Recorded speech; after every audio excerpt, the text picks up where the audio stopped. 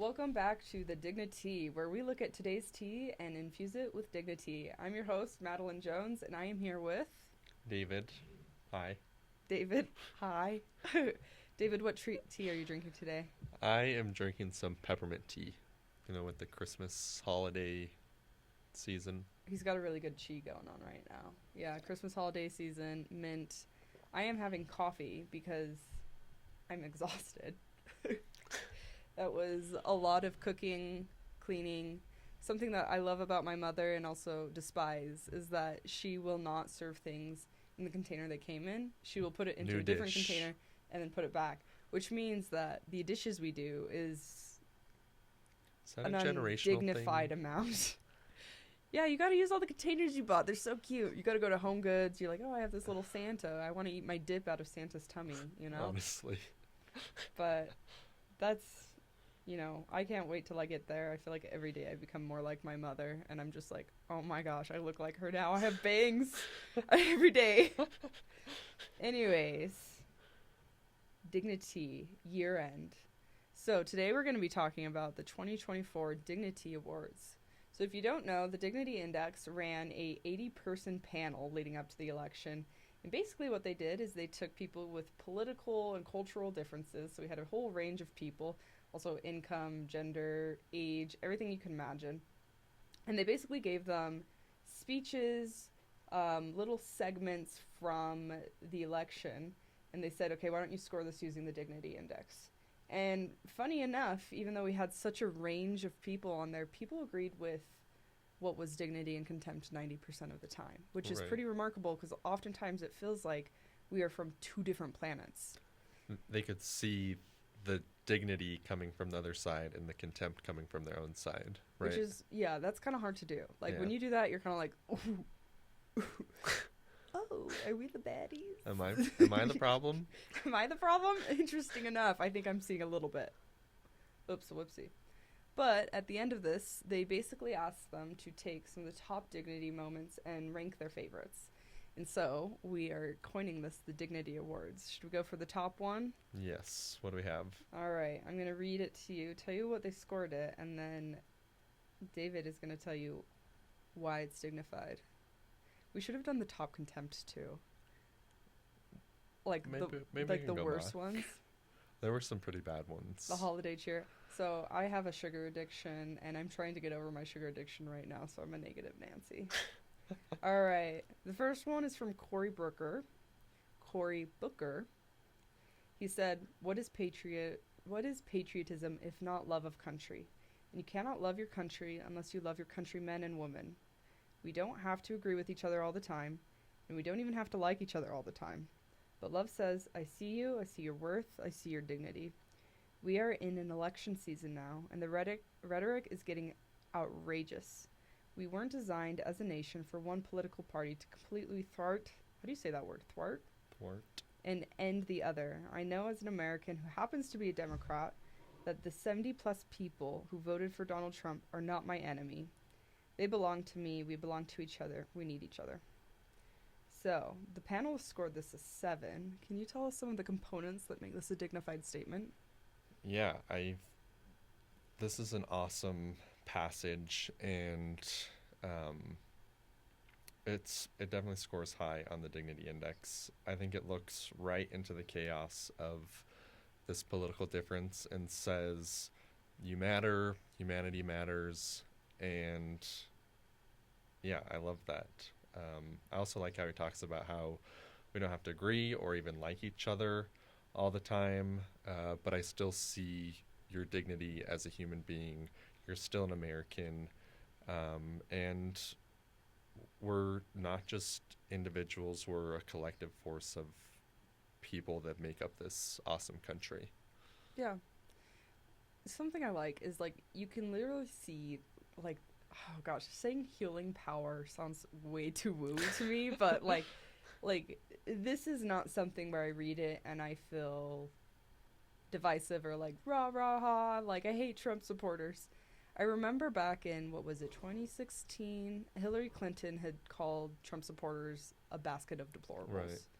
And I remember like comparing that statement to this statement, it is like night and day how clear it is that one of these is really good for uniting us as Americans and saying we are different, we don't agree on everything, but that's okay. We're all still American, and it's not one of us is better, one of us is worse. It's just we're all American. And one of them is literally putting people in a basket of deplorables. Like, that's probably, what is that, a 3? Yeah. Definitely. Like, these Yeah. are bad people. There's something wrong with them. So, And good job, Corey. Yeah.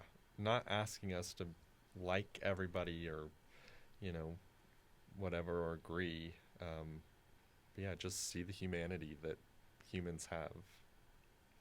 I see you, I see your worth, I see your dignity. I remember Misha, she does a lot of charity work in South Africa, and she runs an organization called I Am We Are. And like that's almost like a greeting, and I see you, I see your worth, I see your dignity really reminds me of that. It's beautiful. Because yeah, it's like even I see everything beyond our differences, and I really appreciate that sort of message. Yeah. All right, let's move on to the next one. So this one was a conservative. I'm kidding. I'm sorry. I thought that would be funny. Happy holidays.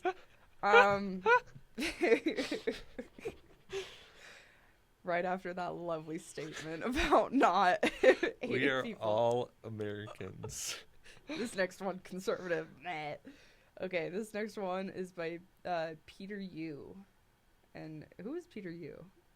I know Cory Booker's a congressman. He is or was a Republican candidate for U.S. Congress in Colorado.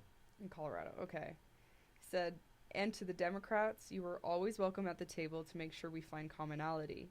We need to remember that at the end of the day, we need to put away our disagreements to make sure we remember that we are friends, we are families, and we are neighbors, and that we are all Americans.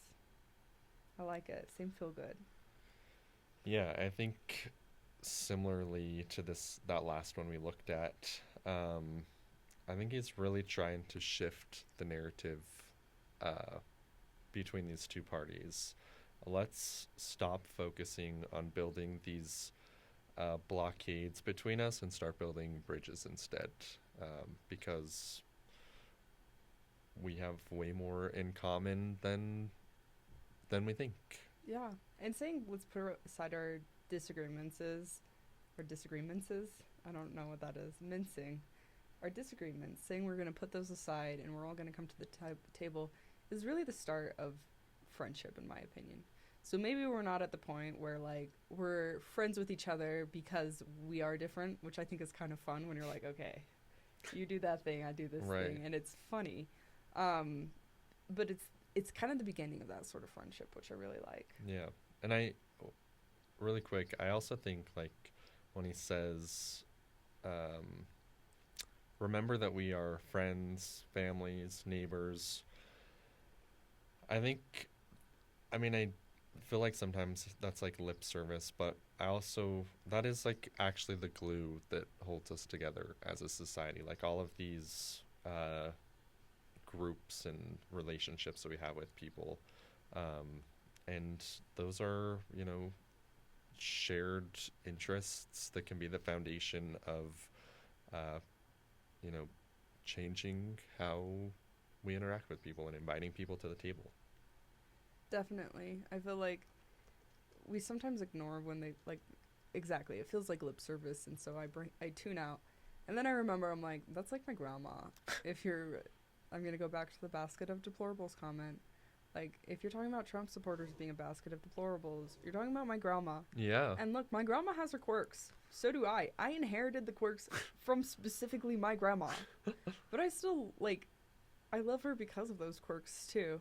And I feel like it's ironic because a lot of the reasons that she has said that she's a Trump supporter in the past are the same reasons that I vote Democrat, which has always been wildly ironic to me.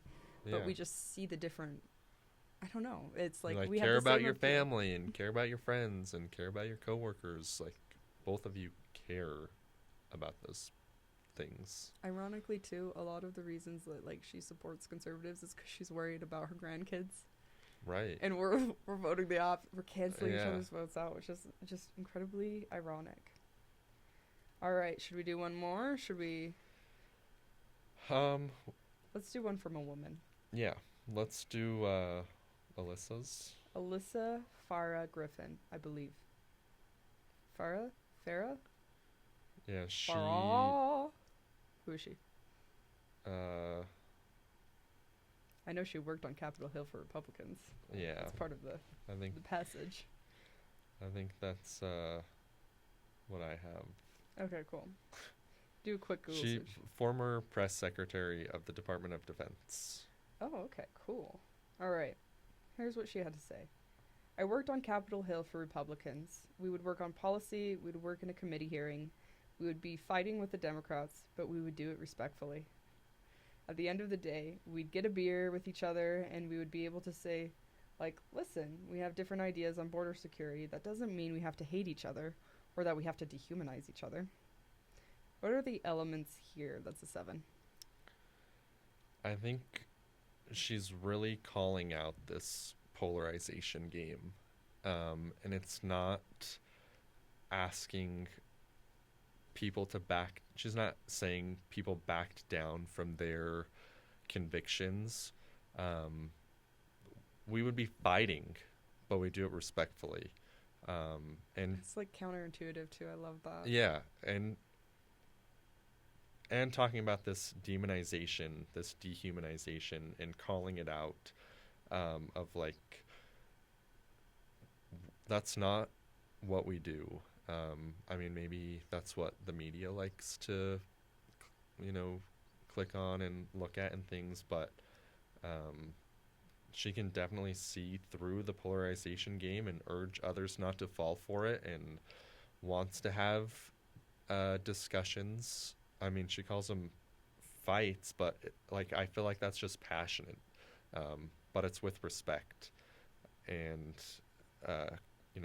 won't demonize the other side just because they're fighting about a certain policy or a certain topic or something. Like, let's fight it out, and then at the end of the match, let's go have a beer. Love that. Good sportsmanship there. Yeah. I also think it's funny though, like the polarization game I feel like is such a scam, because when you think about it, some of the things that we're warned against throughout all of our education or all the history lessons is when you get a group of people who have the same idea and they're like brouhaha in the same room. Like, Right. we're always like, that's a bad thing. Bad ideas come from that. And people often die when that happens. Yeah. Not to be super dramatic, but it's true. And I don't know, it's kind of funny that we're calling that out and being like, we don't have to make it this, like, even though we're fighting over something. Like, they still have strongly held beliefs, but they're still... It can be a good fight. It can be... Yeah. Yeah. I think it depends. And, I may see fighting as, like, a contempt word, but at the same time, like... Sometimes you fight with the people you love. Yeah. Just Health, saying. conflict is good. Conflict is is. necessary. That's how we solve problems. Yeah. But the contempt and the dehumanization that comes with the conflict is what causes problems, not the actual conflict itself, but the othering, us versus them, us or them, that really makes it divisive. Definitely. Those people. I want that on a bumper sticker. Those people. I'm going to cut off those people. But you have to say it in that tone. All right. So, what is something that surprised you today about what we talked about? What's a point of view that you either didn't consider or that we missed? Let us know in the comments. We'll catch you next time. You can also check out the other Dignity Awards on our website at dignity.us. The other people.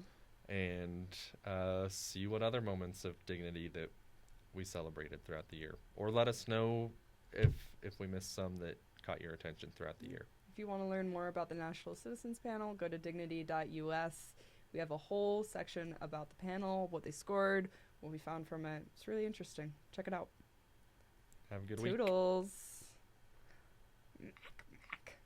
Get some tea. You remember High School Musical? Perf.